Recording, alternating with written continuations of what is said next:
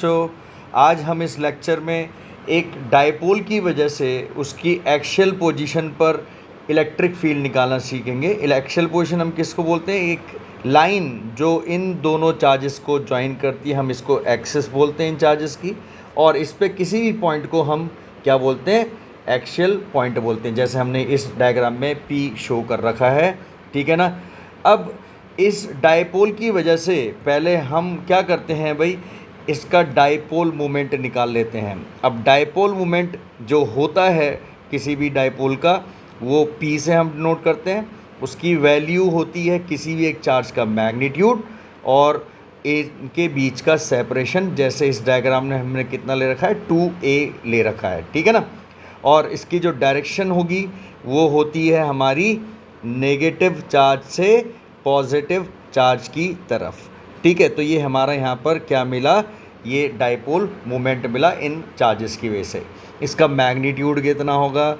Q into 2a के बराबर होगा।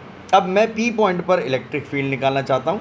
अब इस सिस्टम में आप लोगों को दिख रहा होगा भाई, दो इक्वल और अपोजिट चार्जेस हैं, एक -Q दूसरा +Q। तो इंडिविजुअली हम क्या करते हैं? सिंपल सा P पॉइंट पर अलग अलग इन दोनों चार्जेस की वजह से फील्ड निकालेंगे और उसका हम वेक्टर सम कर देंगे, क्योंकि इलेक्ट्रिक फील्ड एक वेक्टर क्वांटिटी होती है। तो पहले हम नेगेटिव चार्ज की वजह से P पर फील्ड लिखते हैं। अब P पर नेगेटिव चार्ज की वजह से जो इलेक्ट्रिक फील्ड है उसको मैं E-Q एज्यूम कर रहा हूँ, ठीक है। और यहाँ पर उसका जो मैग्नीट्यूड होगा, मैग्नीट्यूड आप देखोगे भाई कितना आएगा? Q और Q मतलब यहाँ पर Q है और K की जो वैल्यू होती है 4πε0 इंटू Q से या -Q से P का डिस्टेंस। तो आप लोगों को यहाँ से दिख रहा है इस डायग्राम में भाई, -Q से जो P का डिस्टेंस है वो R + a है। अच्छा, R जो है यहाँ पर इस डायपोल के सेंटर से P का डिस्टेंस हमने लिया है। तो यहाँ कितना हो जाएगा भाई? R + a का होल स्क्वायर।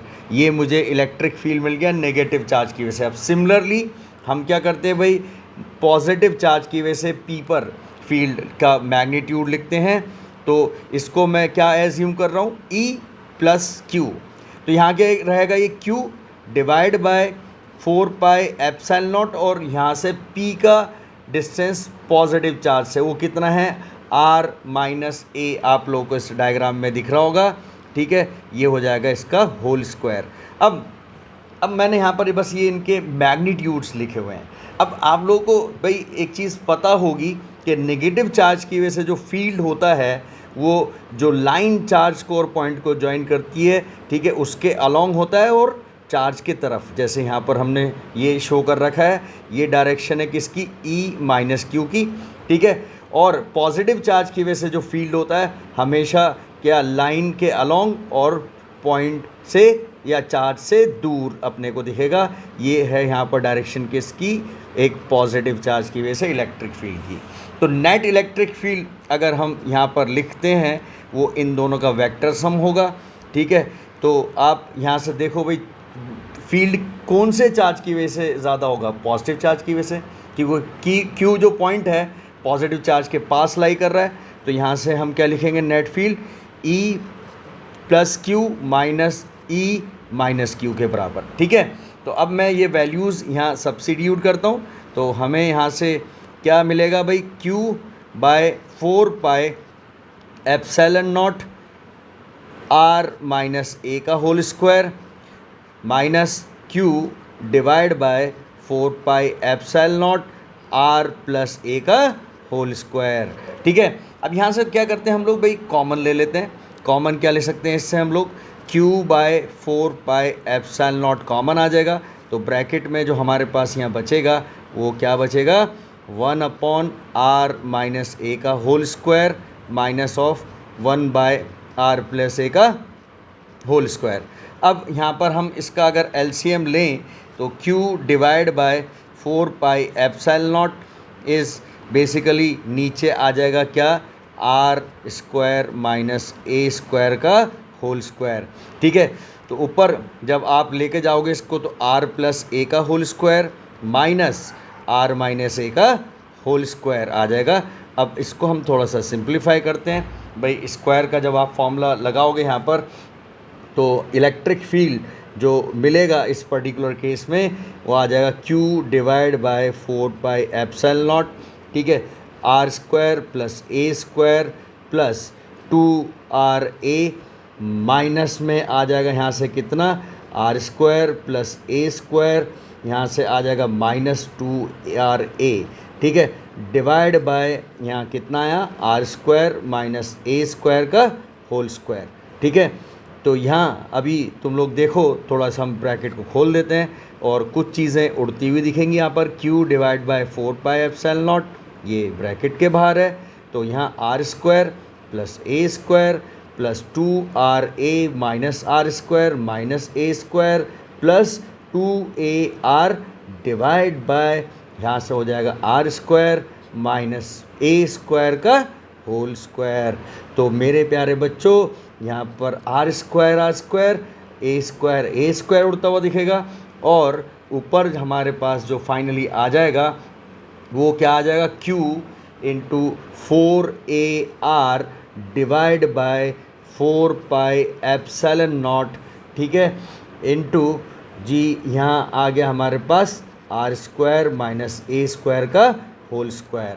तो मेरे प्यारे बच्चों यहाँ से हमें क्या दिखेगा, अब देखो 2 कॉमन ले लो और यहाँ से क्या है Q into 2A into R divide by, हम क्या करते हैं भाई, ऑब्वियस सी बात है, आर स्क्वायर बाहर कॉमन लो तो यह आ जाएगा स्क्वायर के बाहर आर की पावर 4, तो 1 minus A square by R square is whole square. तो एक आर यहाँ से उड़ेगा, ये 3 बचेगा। अब मुझे पता है भाई यहाँ जो डायपोल होते हैं वो शॉर्ट डायपोल होते हैं। शॉर्ट डायपोल का मतलब क्या है कि उनके बीच में जो डिस्टेंस है चार्जेस के बीच का वो बहुत छोटा होना चाहिए, मतलब A must be very very less as compare to R जो हमने यहाँ पर लिया है। तो ये वाला जो फैक्टर है इसके अंदर वो हो जाएगा कितना, 0। तो मेरे पास इलेक्ट्रिक फील्ड जो आया वो आ जाएगा 2। ये चीज़ हमने अभी पीछे देखी थी, ये किसके बराबर होती है भाई, इसके डायपोल मोमेंट के बराबर। ये आ जाएगा 2P divide by 4πε0 into R की पावर क्यूब, ठीक है। अब इसको अगर K लिख दें तो 2KP divide by R cube, ये मुझे मिला यहाँ पर इलेक्ट्रिक फील्ड का मैग्नीट्यूड, कहाँ पर, इस डायपोल की वजह से इसकी एक्सियल पोजीशन पर। अब बच्चों ये तो इसका हमें मैग्नीट्यूड मिला, और अगर आप डायरेक्शन इसकी देखो तो डायरेक्शन हमें इस तरफ दिख रही है। तो डायरेक्शन अगर आप देखो नेट इलेक्ट्रिक फील्ड की इस तरफ है, तो यहाँ अगर हम डायपोल मोमेंट की भी डायरेक्शन देखें तो सेम ही डायरेक्शन में है। तो यहाँ से हम एक चीज़ कंक्लूड कर सकते हैं कि इलेक्ट्रिक फील्ड जो होता है एक डायपोल की वजह से वो कितना होता है भाई, वेक्टर फॉर्म में 2KP vector divide by R cube होगा, ठीक है। और direction is always along the dipole moment, direction is along the dipole moment, ठीक है बच्चों। मैं होप करता हूँ आप लोगों को ये सब अच्छे से समझा होगा। आप इसके अगर नोट्स चाहिए तो डिस्क्रिप्शन बॉक्स में आप इसके लिंक से डाउनलोड कर सकते हैं। Thank you very much.